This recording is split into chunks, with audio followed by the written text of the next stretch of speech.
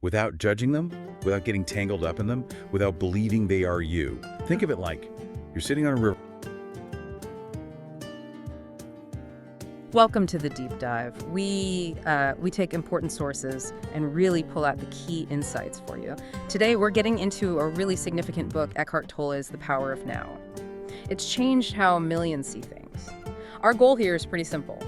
Find the core ideas, the practical bits that can genuinely help you find some peace, some freedom in everyday life. So get ready to maybe rethink time, suffering, even your own mind. Yeah. Because the main thing we'll explore, the absolute heart of Tolle's work, is this pretty radical idea that most of our suffering, it's self-created. It is a huge claim, isn't it? And Tolle is really careful about explaining how that works. He basically says it comes from our minds just constantly being stuck in what he calls psychological time. Yeah. Always replaying the past or worrying about the future. Right, living anywhere but here. Exactly. And that mental time travel, that's what fuels the stress, the unhappiness, that feeling of being disconnected from life itself.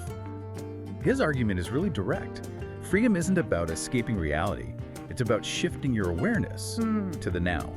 Because, fundamentally, this moment right here is the only one that actually exists. Yeah, that idea of psychological time, wow, that really hits home. It does feel like our own minds are kind of building our own prisons sometimes.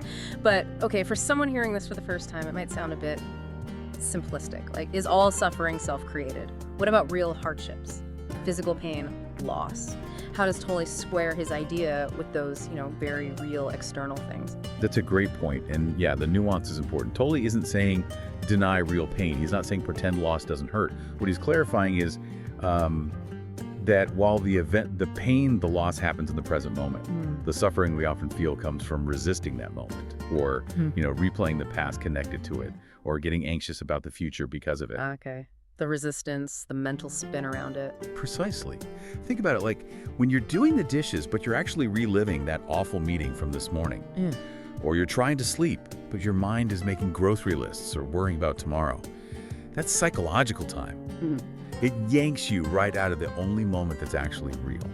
It creates this constant background noise in your head. It stops you just experiencing life as it happens. And often, it takes genuine pain and just stretches it out into long-term suffering. So, Tolle's solution, it sounds simple, but it's deep. Bring your awareness back to this moment. It's the only place life is actually happening. It's almost funny how much we do that, isn't it? I mean, I definitely catch myself doing it, like planning my response while someone else is still talking, completely missing what they're saying in the now. And speaking of what's going on inside, Tolle brings up this really interesting idea, the pain body. I've heard the term, but what exactly is it? How does it fit into this whole living in the now thing? Right, the pain body. Yeah. It's a brilliant way to think about it. Imagine your old emotional baggage isn't just a memory, but like an energy field, a sort of shadow self that lives inside you. It's the buildup of all that old pain, anger, sadness, fear, you name it, that hasn't been fully processed. It gets stored. Stored in us, like physically. Energetically, mostly. He describes it as this dormant entity that gets activated or triggered by things happening now.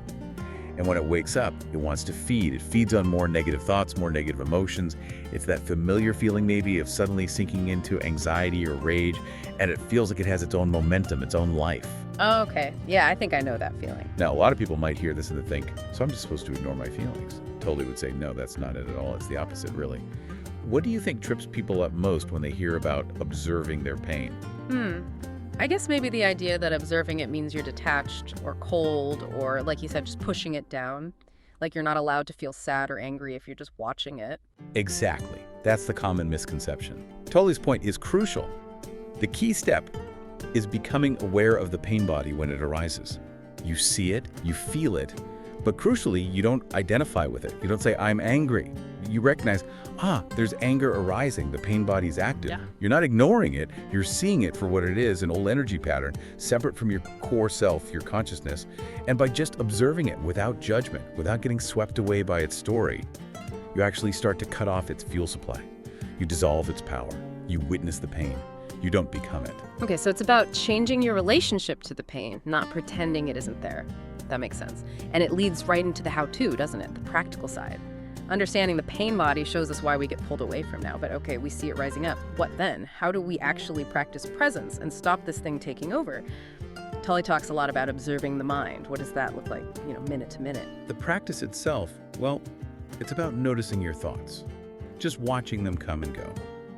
Without judging them, without getting tangled up in them, without believing they are you. Think of it like you're sitting on a riverbank, watching leaves float by on the water. The leaves are your thoughts. You just watch them drift past. You don't jump in the river. You don't try to grab the leaves. You just notice. Okay, just noticing. Right. And this simple act of detached observation, it creates what Tolle calls a gap in the constant stream of thinking. And in that gap, even if it's just for a split second, that's where you find stillness. That's where presence is. You start to connect with something deeper, a consciousness that's behind the thinking mind. It's not passive. It's an active stepping back from the mental noise. Finding stillness between thoughts. That's a really powerful image. And okay, besides observing the mind, Tolle gives us other key pointers for embracing the mind. Now, right, he says things like, you are not your thoughts. Consciousness is deeper than the mind. That's huge. And also, presence ends suffering. The present moment is free from the weight of past and future. These feel less like instructions and more like fundamental truths about ourselves. They absolutely are. And building right on those, there are a couple more really practical teachings that give you immediate ways in. First one is the body is a gateway. This isn't just poetry. Tolle suggests focusing on the inner energy inside your body. Can you feel the aliveness in your hands, your feet, or even just paying attention to your breath? Feeling the rise and fall? These things instantly pull you out of your head and anchor you right here, right now in your body. It's a direct path. Like feeling the body. Yeah. Like a physical anchor. Exactly. And the second crucial teaching is acceptance is freedom. This gets to the core of it. Resisting what is fighting reality in this moment that creates so much tension and pain. When you can accept the present moment just as it is, without needing it to be different right now, that's where peace opens up. It doesn't mean you become passive or don't try to change situations later, but your starting point is accepting this moment's reality. Resisting is like, trying to swim against a strong current. Acceptance is learning to float with it first. It's a subtle shift, but it changes everything. It really does sound less like some abstract philosophy and more like, a user manual for being human. And that seems to be how The Power of Now itself is written, right? Yeah. It's described as being less about pure theory and more practical, with meditative reflections and advice, which kind of makes this whole enlightenment thing feel, actually possible for regular people. That is absolutely central to Tolle's message, and I think is why the book resonated so widely. He demystifies enlightenment. He makes it clear it's not some far-off mystical goal for monks on mountaintops. Instead, it's something available right now to anyone who can learn to step back from their compulsive thinking, just step out of the mental stream. His whole message really is incredibly empowering when you grasp it. Peace, clarity, that spiritual connection. It's not something you have to achieve or find somewhere else. It's already here, inside you, waiting. The only thing required, the only real choice, is to stop mentally living in yesterday or anticipating tomorrow, and to consciously choose to be here, in the now. That really is a powerful way to frame it. This deep dive, I think, really shows how we can fundamentally change our experience.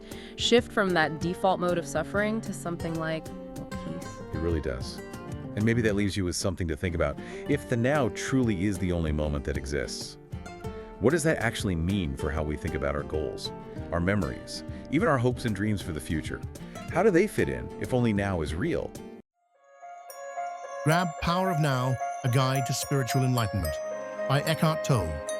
Now on sale for $20.95. Don't miss this chance to build good habit and achieve remarkable results. Buy now, today.